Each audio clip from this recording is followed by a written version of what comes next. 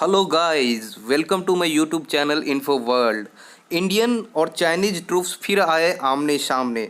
चलिए इस वीडियो में जानते हैं एग्जैक्टली क्या हुआ इस बार, कब और कहां हुआ, क्या कारण था, कैसे ये इशू रिजॉल्व किया गया, everything. So watch the video till the end.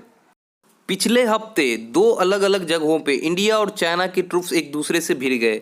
यह फेस ऑफ काफ़ी एग्रेसिव था। दोनों तरफ के जवान फिजिकली भिड़ गए, हाथापाई हुई जिसमें दोनों ओर के जवानों को माइनर इंजरीज भी हुआ है। हालांकि ये अच्छी बात है, एक भी गोली नहीं चली और इसे आपस में सुलझा लिया गया। आइए जानते हैं यह घटना कब और कहाँ हुआ। दोस्तों, पहला फेस ऑफ 5 मई के रात में ईस्टर्न लद्दाख के पेंगोंग सा लेक के पास हुआ, जिसका मेजर हिस्सा चाइना के कब्जे में है। और दूसरा फेस ऑफ 9 मई को सिक्किम टाइबेट बॉर्डर के पास नाकुला में हुआ। इस घटना में कम से कम 4 इंडियन और 7 चाइनीज ट्रूप्स घायल हुए।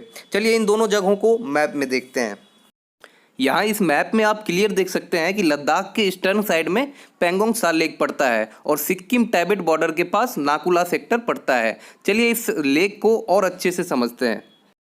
आपके स्क्रीन के राइट साइड में पेंगोंग सा लेक का एक्सट्रैक्ट दिखाया गया है।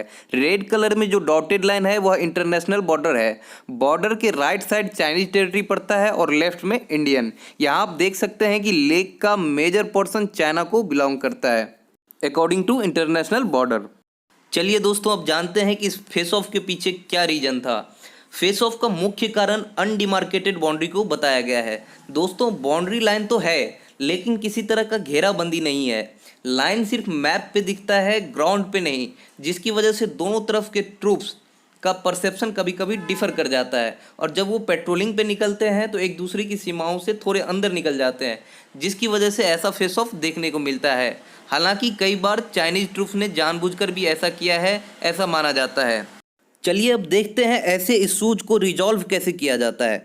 दोस्तों, बॉर्डर के अलोंग चाइनीज और इंडियन ट्रूप्स के बीच अंडरस्टैंडिंग थोड़ा अच्छा है अगर हम तुलना करें पाक और इंडियन ट्रूप्स के बीच अंडरस्टैंडिंग से, क्योंकि इंडिया और चाइना दोनों जानते हैं कि कॉन्सिक्वेंसेस बहुत बुरा होगा अगर वार हो जाता है तो इसलिए दोनों तरफ के ट्रूप्स इसे म्यूचुअली सॉर्ट आउट करते हैं अकॉर्डिंग टू द प्रोटोकॉल। उन्हें यह गाइडलाइन भी दिया गया है कि छोटे मोटे इशूज को एस्केलेट नहीं करें और लोकल लेवल पे बात करके इशूज को सॉर्ट आउट करें, क्योंकि इन छोटे मोटे इशूज की वजह से दोनों देशों के बीच रिश्ते ही खराब होंगे, हासिल कुछ नहीं होगा।